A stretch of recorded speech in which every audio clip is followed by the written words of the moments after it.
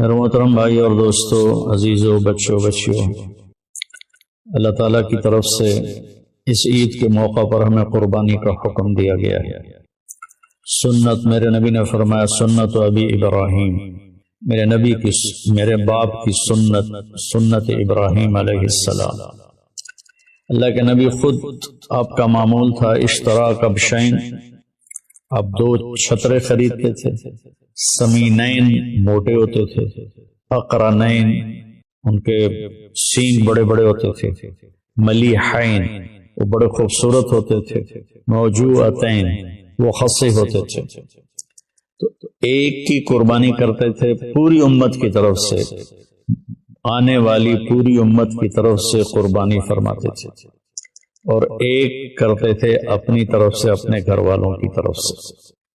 ساری زندگی آپ نے 2 جانور ذبح کیے، لیکن جس سال آپ نے حج کیا تو آپ نے 100 اونٹ آپ کی طرف سے ذبح کیے گئے، 63 اونٹ آپ نے اپنے ہاتھ سے ذبح کیے، اور 37 اونٹ حضرت علی رضی اللہ تعالیٰ عنہ علیہ السلام انہوں نے آپ کی طرف سے ذبح کیے، اور آپ نے فرمایا سب لے جاؤ، اور اہل مینا جو آئے وہ اس میں سے لے جائے، پکائے کھائے۔ تو چونکہ آپ کی عمر 63 برس تھی تو آپ نے 63 اونٹ ذبح کیے۔ ایک اونٹ میں 7 حصے ہوتے، ایک اونٹ 7 انسانوں کی طرف سے ہوتا ہے، تو 63 اونٹ آپ نے ذبح کیے، تو کتنے 100 حصے بن گئے جو آپ نے خود کھڑے ہو کر ایسے نحر ایسے کر برچھا مارنے کو کہتے ہیں۔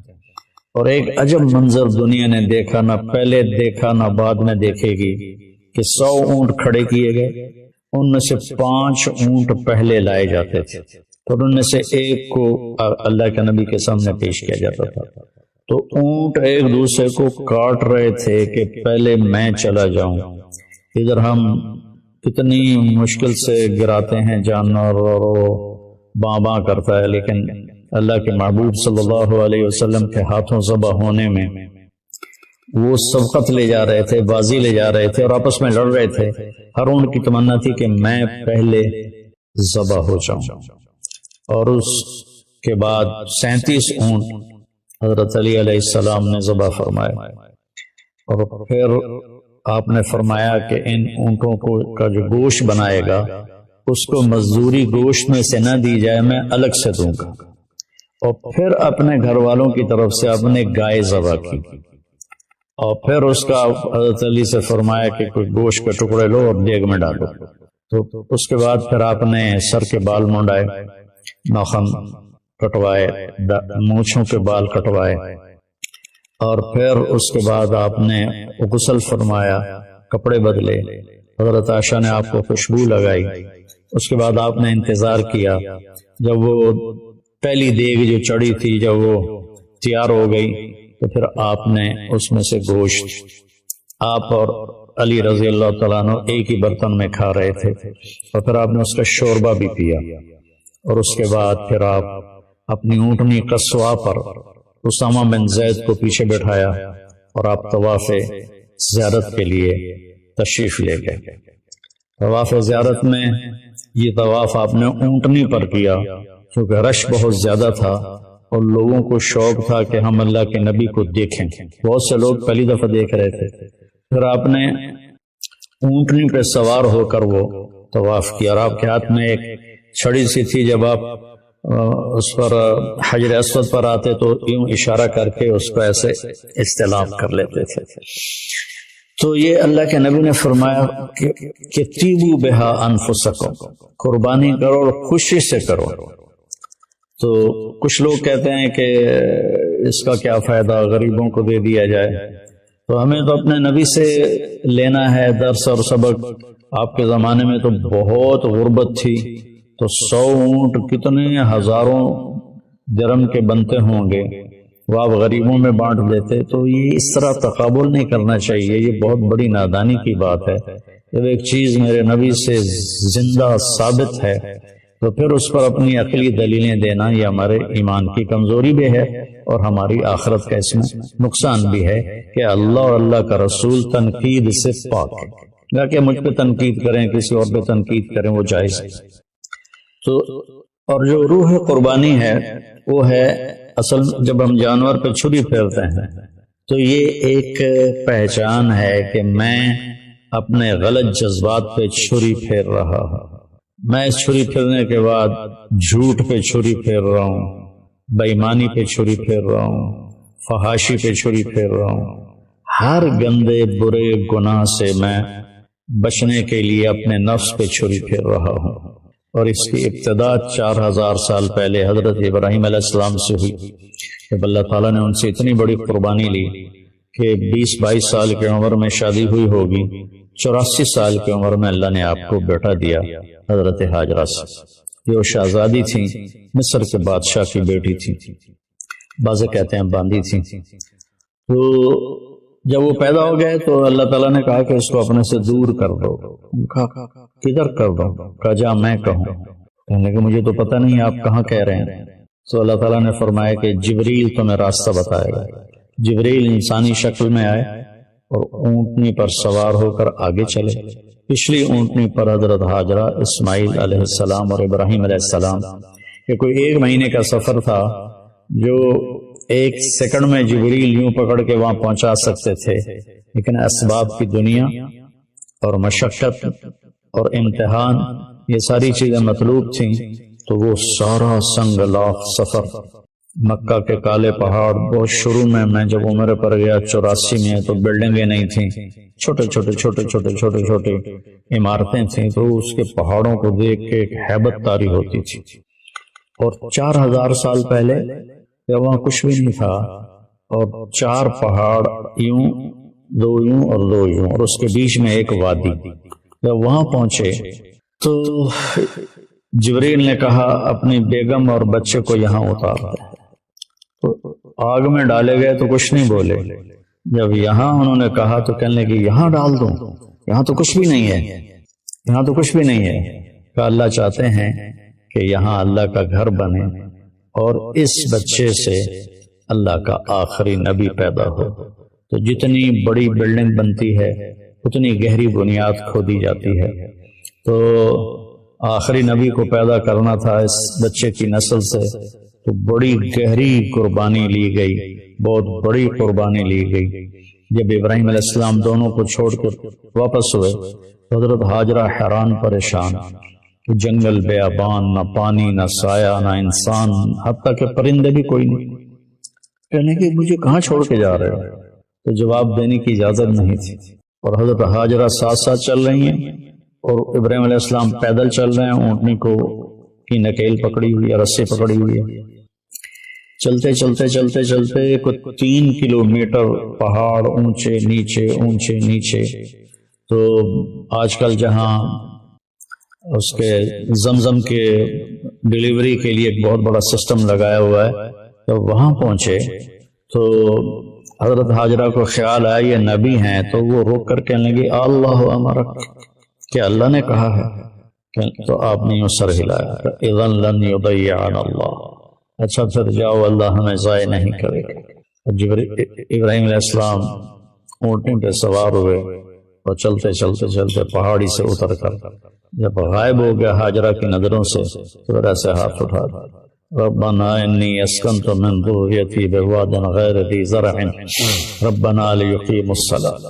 آگ میں ڈلے تو کوئی دعا نہیں کی، لیکن وہاں اتنا ہولناک منظر تھا آگ سے بھی زیادہ کہ دعا کی یا اللہ میرا بچہ، میری بیگم کہاں چھوڑ کے جا رہا ہوں، تیرے سپرد ہے. تو حضرت ہاجرہ واپس آئیں. اب ذرا تصور فرمائیں رات کو بجلی چلی جائے تو کتنی عورتیں ہیں جو چیخنے لگ جاتی. میرے بچے چھوٹے چھوٹے تھے تو جب بجلی جاتی تھی تو سارے ہی رونے لگ جاتے تھے.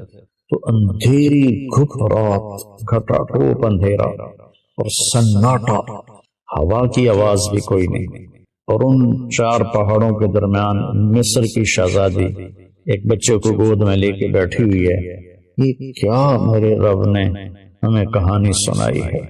3 دن کے بعد وہ پانی ختم ہو گیا جو مشکیزے میں تھا، زادرہ بھی ختم ہو گیا. یہ جو صفا مروہ کے چکر لگائے بے قراری کے ساتھ، پتہ تھا کہ یہاں کچھ بھی نہیں ہے، لیکن بے قرار ماں، کبھی ادھر کبھی ادھر کبھی ادھر کبھی ادھر۔ اللہ کا شکر ہے کہ 7ویں چکر پہ وہ تھک کے گر گئی، اور وہ ان کو یہ ہو گیا کہ میں یہاں مر جاؤں، میرا بیٹا وہاں مر جائے، میں بچے کو مرتا تڑپتا دیکھ نہیں سکتی، تو ایسے نہیں ڈھال ہو کے گر گئی۔ اگر وہ کوئی اور چکر اب تو 7 چکر ہمارے لیے مشکل ہوتے ہیں، تو اگر کوئی اور چکر لگا لیتی تو کتنا مشکل ہوتا۔ تو ایسے انہوں نے اپنے بچے کو دیکھا کہ مر گیا یا زندہ ہے، تو وہاں ایک آدمی نظر آیا، ایک دم ماں کے اندر ایک جان پیدا ہوئی اور وہ بھاگی، آگے گئی تو بندہ غائب تھا، وہ جبریل تھے انسانی شکل میں۔ انہوں نے آ کر ایسے پر مارا اور حضرت اسماعیل کی ایڑیوں سے چشمہ ابل کے باہر نکل آیا۔ زمزم کا کنویں کو 4000 سال ہو گئے، آج تک اس کا سورس کیا ہے، یہ پانی کہاں سے آ رہا ہے، آج تک کسی کو معلوم نہیں ہے۔ اور ابھی تو بہت بڑی ٹیکنالوجی ہے، انہوں نے بڑے بڑے جیولوجسٹ بلا کر اس کے سورس کو طائف تک ڈھونڈا، کہیں بھی نہیں ملا۔ جب وہ موٹر چلتی ہے کنویں کی تو پانی ابل ابل کے 4-5 دہانے ہیں وہاں سے نکل کے اندر آنا شروع ہو جاتا ہے۔ تو پھر جب بچہ فلما بلغ معه السعی، بچہ بھاگنے دوڑنے والا بن گیا، تو اللہ نے کہا جاؤ جا کے ذبح کر۔ تو ابراہیم علیہ السلام کو آپ ذرا تصور کریں کہ جب وہ فلسطین سے چلے ہوں گے چھری لے کر، پورے راستے میں کن خیالوں کے ساتھ چلے ہوں گے کہ میں بچہ ذبح کرنے جا رہا ہوں، میں بچہ ذبح کرنے جا رہا ہوں، میں بچہ ذبح کرنے جا رہا ہوں۔ اور عمر اس وقت ان کی کوئی 90 سال ہو چکی تھی۔ تو جب بچے کو لے کر مینا میں پہنچے اور اس کے سامنے کھڑے کر کے کہا کہ انی ارا فی المنام انی اذبحک فانظر ماذا تری، بیٹا میں تمہیں ذبح ہوتے دیکھ رہا ہوں، کیا رائے ہے؟ تو 1 سیکنڈ نہیں لگایا حضرت اسماعیل علیہ السلام نے، یا ابت ففعل، یا ابت وفعل نہیں، یا ابت فعل، ابت اور افعل کے درمیان کوئی حرف نہیں، یعنی اتنی سپیڈ سے اسماعیل علیہ السلام نے واپس جواب دیا، یا ابت افعل ستجدنی انشاء اللہ من الصابرین۔ اب چھری چلا تو دیکھے گا میں صبر والا ہوں۔ وہ حیران ہو کر دیکھنے لگے کہ تجھے پتہ بھی ہے میں نے کیا کہا؟ کہنے لگے ہاں پتہ ہے، آپ مجھے ذبح کریں گے، آپ کے بدلے مجھے اللہ مل جائے گا، اللہ آپ سے زیادہ بہتر ہے، دنیا کے بدلے مجھے جنت مل جائے گی، جنت دنیا سے بہتر ہے۔ تو تھوڑی دیر چپ ہوئے، کہنے لگے ہاں مجھے اپنی ماں کا بڑا خیال آ رہا ہے کہ اسے بڑا افسوس ہوگا۔ تو ایسے کرتا اتارا اور اپنے ابا کو دیا اور کہا کہ مجھے آپ میری لاش کو ادھر نہ لے جانا، ادھر ہی دبا دینا، اور یہ کرتا جا کے میری ماں کو دے دینا، جب اسے میری یاد آئے گی تو وہ میرا کرتا دیکھ لیا کرے گی۔ اور بچے نے کہا کہ میرے ہاتھ پاؤں باندھ کے مجھے الٹا لٹاؤ اور نیچے سے چھری چلاؤ تاکہ تمہاری نظریں میرے اوپر پڑیں تو ہاتھ نہ کانپ جائے۔ یہ 6-7 سال کے معصوم بچے نے اتنے بڑے نبی کو نصیحت کر رہا۔ فلما اسلم وتلہ للجبین، جب ابراہیم علیہ السلام نے آپ کو اونٹھا لٹایا اور اپنا گوڈا ان کے کمر پہ رکھا اور سر کے بال پکڑ کے سر یہاں اٹھایا، ایک ہاتھ میں چھری ایک ہاتھ میں سر کے بال، اور یوں آسمان کو دیکھا، یا اللہ تو مجھ سے ناراض ہو گیا ہے کہ اسماعیل کی محبت میرے دل میں زیادہ پیدا ہو گئی ہے، یا کوئی امتحان ہے یہ تو مجھ سے لینا چاہتا ہے، یا اللہ میں ہر حال میں تجھ سے راضی ہوں، میں سے تیرے نام پہ قربان کرتا ہوں۔ اور چھری چلا، چھری تو اللہ کے حکم کے تابع تھی، اللہ نے اس کو کاٹنے سے روک دیا، نہ گردن میں کوئی لوہے کا ٹکڑا آیا نہ چھری کون تھی، بس اللہ کا امر تھا، نہیں چلی، 1 دفعہ 2 دفعہ 3 دفعہ، آخر اٹھے اور چھری کو تیز کیا، تیز کر کے جب آئے تو پھر اللہ نے کہا جبریل پہنچا۔ سبحان اللہ، کیا بیٹا ہے کیا باپ ہے، کن لوگوں کی ہم پیروی کرتے ہیں، نام لیتے ہیں، کیا ہمارے اعمال ہیں۔ ہم ایک دوسرے پر چھری چلانے میں تو بڑے تیز ہیں، لیکن اپنی خواہشات پر چھری چلانا یہ پورا دیس الا ماشاء اللہ خالی پڑا ہوا۔ تو جب انہوں نے پٹی کھولی تو سامنے وہ چھترا ذبح تھا اور جبریل اور اسماعیل علیہ السلام کھڑے تھے۔ اس میں فلسفہ یہ تھا کہ اللہ کے حکم کے سامنے جان دینی پڑے دے دو، اولاد دینی پڑے دے دو، مال دینا پڑے دے دو، لیکن اللہ کو ناراض نہ کرو۔ اس کے بدلے میں اللہ ایک بہت عالی شان ہمیشہ کی زندگی نصیب فرمائے گا، جس کے بارے میں اللہ فرماتا ہے فَلَا تَعْلَمُ نَفْسٌ مَا أُخْفِيَ لَهُمْ مِنْ قُرَّةِ أَعْيُنٍ جَزَاءً بِمَا كَانُوا يَعْمَلُونَ کہ میرے بندو تمہیں پتہ لگ ہی نہیں سکتا تمہاری آنکھوں کی ٹھنڈک کے لیے میں نے کیا سامان تیار کیا ہوا ہے۔ تو میرے عزیزو، یہ قربانی ایک پیغام ہے کہ اللہ رسول کو راضی کرنے میں ہم اپنی خواہشات کی قربانی دیں اور اپنے نبی کو، اپنے اللہ کو خوش کریں۔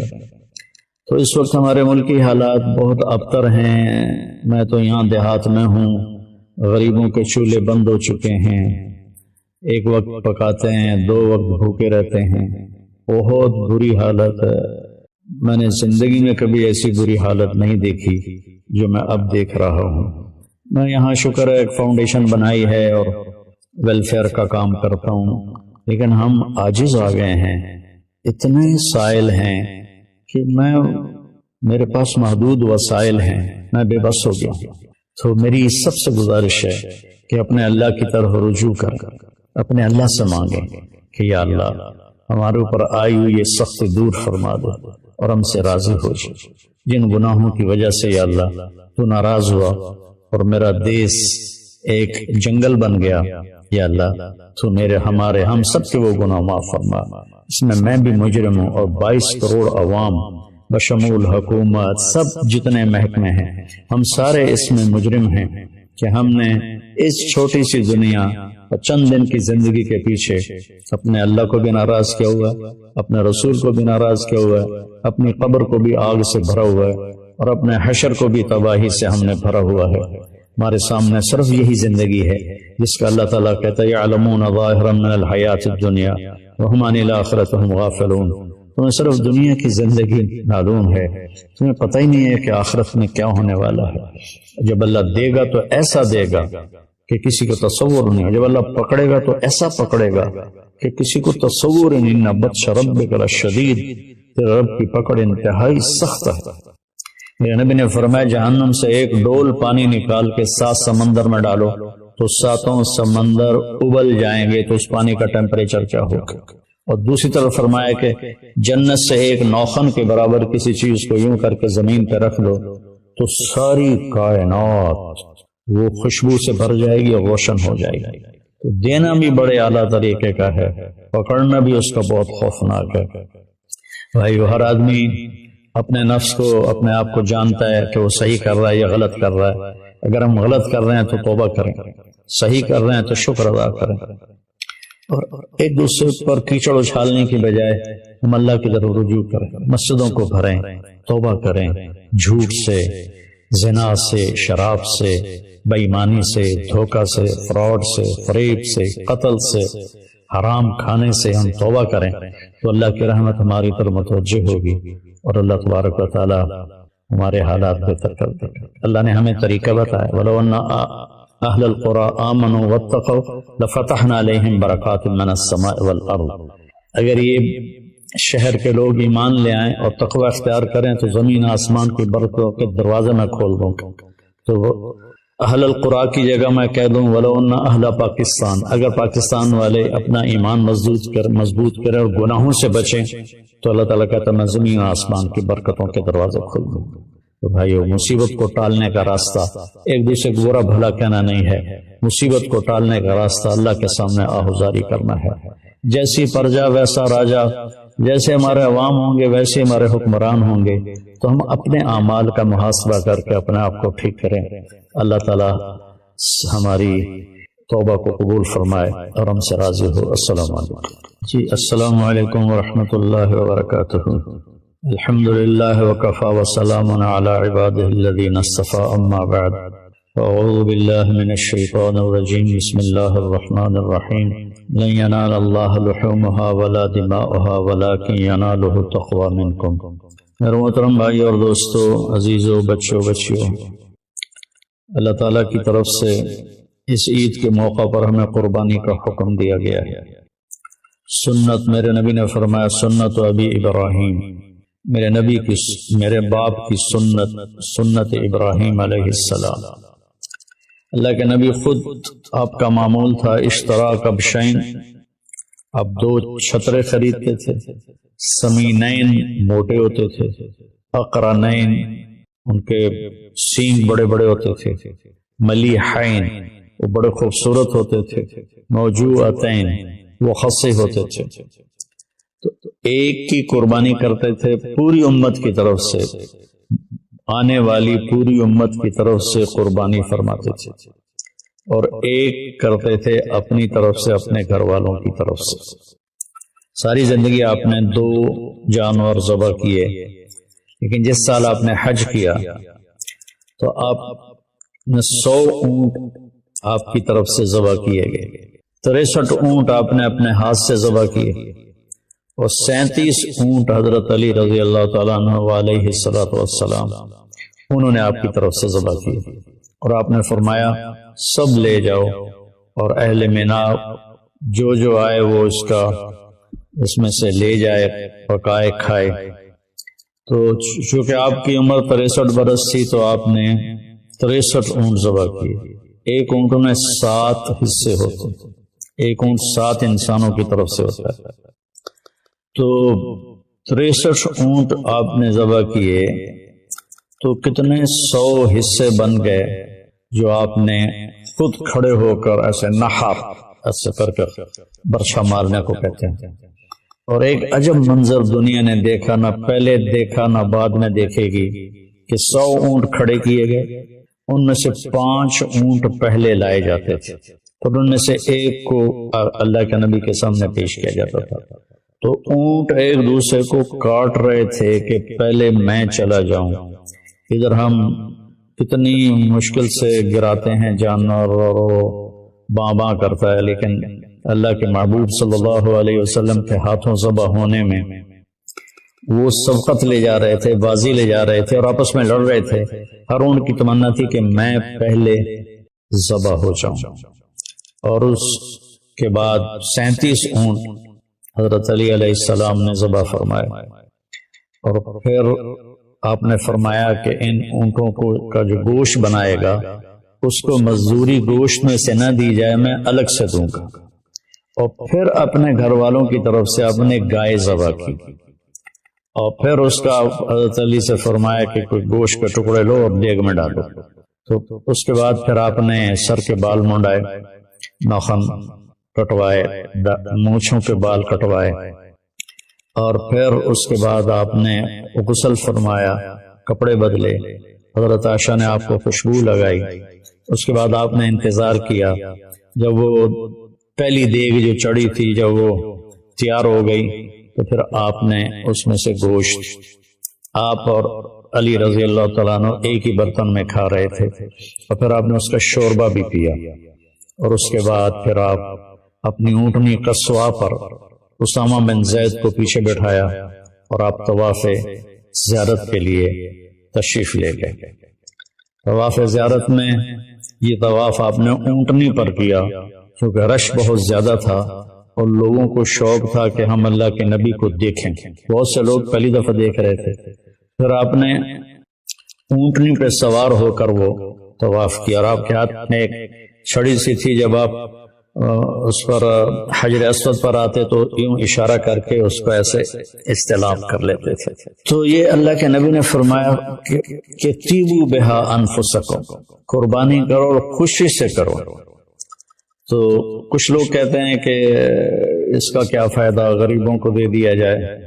تو ہمیں تو اپنے نبی سے لینا ہے درس اور سبق۔ آپ کے زمانے میں تو بہت غربت تھی، تو 100 اونٹ کتنے ہزاروں درم کے بنتے ہوں گے، وہ آپ غریبوں میں بانٹ دیتے۔ تو یہ اس طرح تقابل نہیں کرنا چاہیے، یہ بہت بڑی نادانی کی بات ہے۔ جب ایک چیز میرے نبی سے زندہ ثابت ہے تو پھر اس پر اپنی عقلی دلیلیں دینا یہ ہمارے ایمان کی کمزوری بھی ہے، اور ہماری آخرت کا اس میں نقصان بھی ہے کہ اللہ اور اللہ کا رسول تنقید سے پاک ہے۔ نہ کہ مجھ پہ تنقید کریں، کسی اور پہ تنقید کریں، وہ جائز ہے۔ تو اور جو روح قربانی ہے وہ ہے اصل جب ہم جانور پہ چھری پھیرتے ہیں تو یہ ایک پہچان ہے کہ میں اپنے غلط جذبات پہ چھری پھیر رہا ہوں۔ میں چھری پھیرنے کے بعد جھوٹ پہ چھری پھیر رہا ہوں، بے ایمانی پہ چھری پھیر رہا ہوں، فحاشی پہ چھری پھیر رہا ہوں، ہر گندے برے گناہ سے میں بچنے کے لیے اپنے نفس پہ چھری پھیر رہا ہوں۔ اور اس کی ابتدا 4000 سال پہلے حضرت ابراہیم علیہ السلام سے ہوئی، جب اللہ تعالیٰ نے ان سے اتنی بڑی قربانی لی کہ 20-22 سال کی عمر میں شادی ہوئی ہوگی، 84 سال کی عمر میں اللہ نے آپ کو بیٹا دیا حضرت ہاجرہ سے۔ یہ وہ شہزادی تھیں، مصر کے بادشاہ کی بیٹی تھی، بعض کہتے ہیں باندی تھی۔ تو جب وہ پیدا ہو گئے تو اللہ تعالیٰ نے کہا کہ اس کو اپنے سے دور کر دو۔ کہا کدھر کر دو؟ کہا جا میں کہوں۔ کہنے کہ مجھے تو پتہ نہیں آپ کہاں کہہ رہے ہیں۔ تو اللہ تعالیٰ نے فرمایا کہ جبریل تمہیں راستہ بتائے گا۔ جبریل انسانی شکل میں آئے اور اونٹنی پر سوار ہو کر آگے چلے۔ پچھلی اونٹنی پر حضرت ہاجرہ، اسماعیل علیہ السلام اور ابراہیم علیہ السلام۔ یہ کوئی 1 مہینے کا سفر تھا جو 1 سیکنڈ میں جبریل یوں پکڑ کے وہاں پہنچا سکتے تھے، لیکن اسباب کی دنیا اور مشقت اور امتحان یہ ساری چیزیں مطلوب تھیں، تو وہ سارا سنگ لاخ سفر، مکہ کے کالے پہاڑ، بہت شروع میں جب عمر پر گیا 84 میں، تو بلڈنگیں نہیں تھیں، چھوٹے عمارتیں تھیں، تو اس کے پہاڑوں کو دیکھ کے ایک ہیبت طاری ہوتی تھی۔ اور 4000 سال پہلے وہاں کچھ بھی نہیں تھا، اور 4 پہاڑ یوں، 2 یوں اور 2 یوں، اور اس کے بیچ میں ایک وادی۔ جب وہاں پہنچے تو جبریل نے کہا اپنی بیگم اور بچے کو یہاں اتار دے۔ تو آگ میں ڈالے گئے تو کچھ نہیں بولے۔ جب یہاں انہوں نے کہا تو کہنے لگے یہاں ڈال دوں، یہاں تو کچھ بھی نہیں ہے، یہاں تو کچھ بھی نہیں ہے۔ کہ اللہ چاہتے ہیں کہ یہاں اللہ کا گھر بنے اور اس بچے سے اللہ کا آخری نبی پیدا ہو۔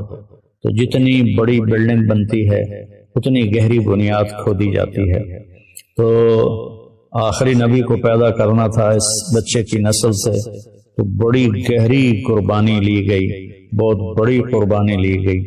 جب ابراہیم علیہ السلام دونوں کو چھوڑ کر واپس ہوئے تو حضرت ہاجرہ حیران پریشان کہ جنگل بیابان، نہ پانی، نہ سایہ، نہ انسان، حتیٰ کہ پرندے بھی کوئی نہیں۔ کہنے کہ مجھے کہاں چھوڑ کے جا رہے ہو؟ تو جواب دینے کی اجازت نہیں تھی، اور حضرت ہاجرہ ساتھ ساتھ چل رہی ہیں اور ابراہیم علیہ السلام پیدل چل رہے ہیں، اونٹنی کو کی نکیل پکڑی ہوئی ہے، رسی پکڑی ہوئی ہے۔ چلتے چلتے چلتے چلتے 3 کلومیٹر پہاڑ اونچے نیچے۔ تو آج کل جہاں اس کے زمزم کے ڈیلیوری کے لیے ایک بہت بڑا سسٹم لگایا ہوا ہے، تو وہاں پہنچے تو حضرت ہاجرہ کو خیال آیا یہ نبی ہیں، تو وہ روک کر کہنے لگے اللہ امرک، کہ اللہ نے کہا ہے؟ تو آپ نے یوں سر ہلایا، اذن لن یضیعنا اللہ، اچھا پھر جاؤ، اللہ ہمیں ضائع نہیں کرے گا۔ ابراہیم علیہ السلام اونٹنی پہ سوار ہوئے اور چلتے چلتے چلتے پہاڑی سے اتر کر جب غائب ہو گیا ہاجرہ کی نظروں سے، تو ایسے ہاتھ اٹھا ربنا انی اسکنت من ذریتی بواد غیر ذی زرع ربنا لیقیموا الصلاۃ۔ آگ میں ڈلے تو کوئی دعا نہیں کی، لیکن وہ اتنا ہولناک منظر تھا آگ سے بھی زیادہ کہ دعا کی یا اللہ میرا بچہ، میری بیگم کہاں چھوڑ کے جا رہا ہوں، تیرے سپرد ہے۔ تو حضرت ہاجرہ واپس آئیں۔ اب ذرا تصور فرمائیں، رات کو بجلی چلی جائے تو کتنی عورتیں ہیں جو چیخنے لگ جاتی۔ میرے بچے چھوٹے چھوٹے تھے تو جب بجلی جاتی تھی تو سارے ہی رونے لگ جاتے تھے۔ تو اندھیری گھٹ رات، گھٹا ٹوپ اندھیرا اور سناٹا، ہوا کی آواز بھی کوئی نہیں، اور ان 4 پہاڑوں کے درمیان مصر کی شہزادی ایک بچے کو گود میں لے کے بیٹھی ہوئی ہے۔ یہ کیا میرے رب نے ہمیں کہانی سنائی ہے۔ 3 دن کے بعد وہ پانی ختم ہو گیا جو مشکیزے میں تھا، زادرہ بھی ختم ہو گیا۔ یہ جو صفا مروہ کے چکر لگائے بے قراری کے ساتھ، پتہ تھا کہ یہاں کچھ بھی نہیں ہے، لیکن بے قرار ماں کبھی ادھر کبھی ادھر کبھی ادھر کبھی ادھر۔ اللہ کا شکر ہے کہ 7ویں چکر پہ وہ تھک کے گر گئی، اور وہ ان کو یہ ہو گیا کہ میں یہاں مر جاؤں، میرا بیٹا وہاں مر جائے، میں بچے کو مرتا تڑپتا دیکھ نہیں سکتی، تو ایسے نہیں ڈھال ہو کے گر گئی۔ اگر وہ کوئی اور چکر اب تو 7 چکر ہمارے لیے مشکل ہوتے ہیں، تو اگر کوئی اور چکر لگا لیتی تو کتنا مشکل ہوتا۔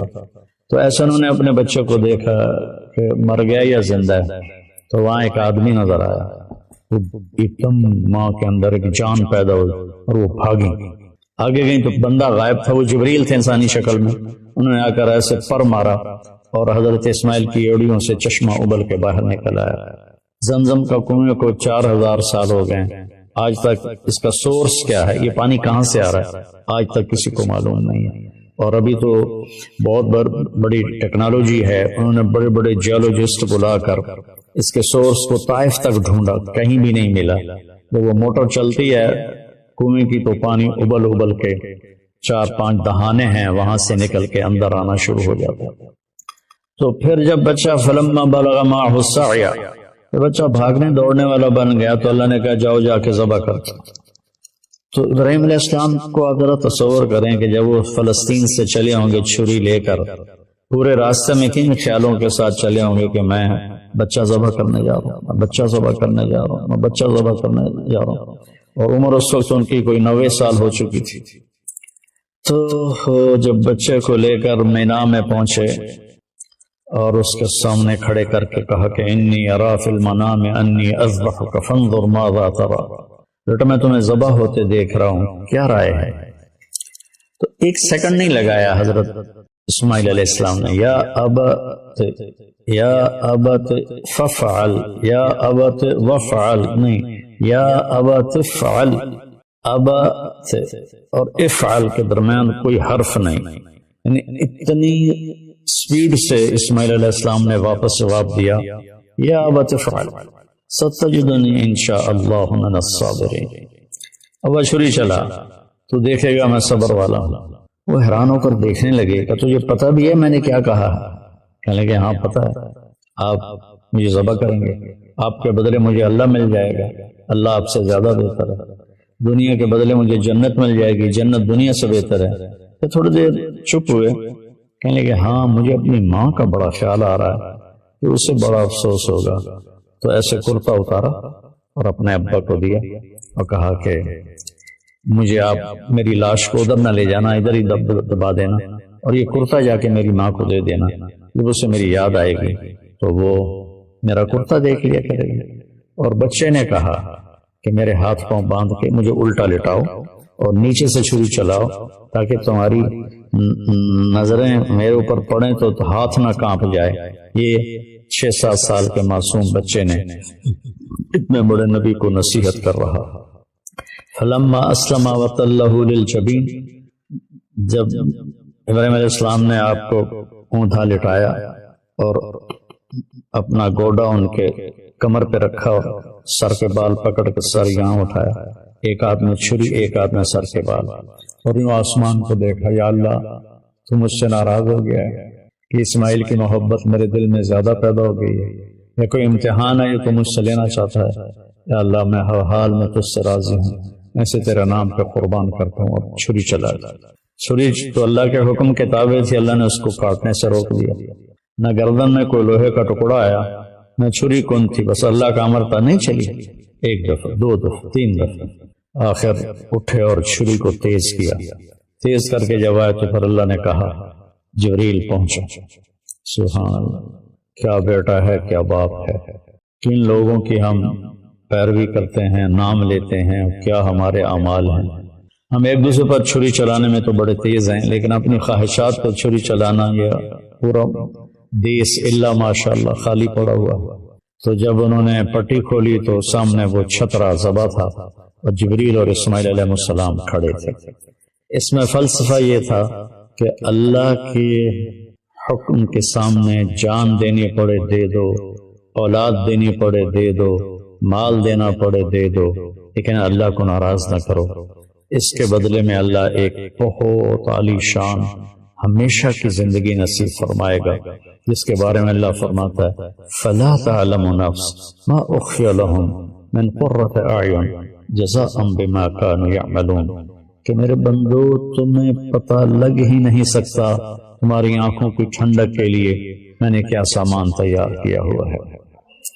تو میرے عزیزو، یہ قربانی ایک پیغام ہے کہ اللہ رسول کو راضی کرنے میں ہم اپنی خواہشات کی قربانی دیں اور اپنے نبی کو، اپنے اللہ کو خوش کریں۔ تو اس وقت ہمارے ملکی حالات بہت ابتر ہیں. میں تو یہاں دیہات میں ہوں. غریبوں کے چولہے بند ہو چکے ہیں. ایک وقت پکاتے ہیں، 2 وقت بھوکے رہتے ہیں. بہت بری حالت ہے. میں نے زندگی میں کبھی ایسی بری حالت نہیں دیکھی جو میں اب دیکھ رہا ہوں. میں یہاں شکر ہے ایک فاؤنڈیشن بنائی ہے اور ویلفیئر کا کام کرتا ہوں، لیکن ہم عاجز آ گئے ہیں. اتنے سائل ہیں کہ میرے پاس محدود وسائل ہیں. میں بے بس ہو گیا. تو میری سب سے گزارش ہے کہ اپنے اللہ کی طرف رجوع کریں، اپنے اللہ سے مانگیں کہ یا اللہ ہمارے اوپر آئی ہوئی یہ سخت دور فرما دے اور ہم سے راضی ہو جائے. جن گناہوں کی وجہ سے یا اللہ تو ناراض ہوا اور میرا دیس ایک جنگل بن گیا، یا اللہ تو ہمارے ہم سب کے وہ گناہ معاف فرما.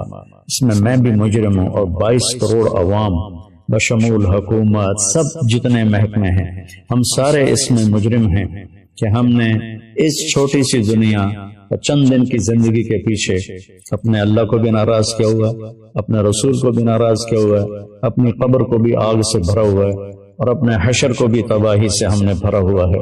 ہمارے سامنے صرف یہی زندگی ہے جس کا اللہ تعالیٰ کہتا ہے یعلمون ظاہرا من الحیات الدنیا وہم عن الآخرۃ ہم غافلون. تمہیں صرف دنیا کی زندگی معلوم ہے، تمہیں پتہ ہی نہیں ہے کہ آخرت میں کیا ہونے والا ہے. جب اللہ دے گا تو ایسا دے گا کہ کسی کو تصور نہیں. جب اللہ پکڑے گا تو ایسا پکڑے گا کہ کسی کو تصور ہی نہیں. بطش ربک لشدید، تیرے رب کی پکڑ انتہائی سخت ہے. میرے نبی نے فرمایا جہنم سے ایک ڈول پانی نکال کے 7 سمندر میں ڈالو تو 7 سمندر ابل جائیں گے. تو اس پانی کا ٹیمپریچر کیا ہوگا؟ اور دوسری طرف فرمایا کہ جنت سے ایک نوخن کے برابر کسی چیز کو یوں کر کے زمین پہ رکھ دو تو ساری کائنات وہ خوشبو سے بھر جائے گی اور روشن ہو جائے گی. تو دینا بھی بڑے اعلیٰ طریقے کا ہے، پکڑنا بھی اس کا بہت خوفناک ہے. بھائی ہر آدمی اپنے نفس کو اپنے آپ کو جانتا ہے کہ وہ صحیح کر رہا ہے یا غلط کر رہا ہے. اگر ہم غلط کر رہے ہیں تو توبہ کریں، صحیح کر رہے ہیں تو شکر ادا کریں، اور ایک دوسرے پر کیچڑ اچھالنے کی بجائے ہم اللہ کی طرف رجوع کریں، مسجدوں کو بھریں. تو ایسے مزید بیانات کے لیے ہمارے چینل عالمی تبلیغی نیٹ ورک کو فالو کریں.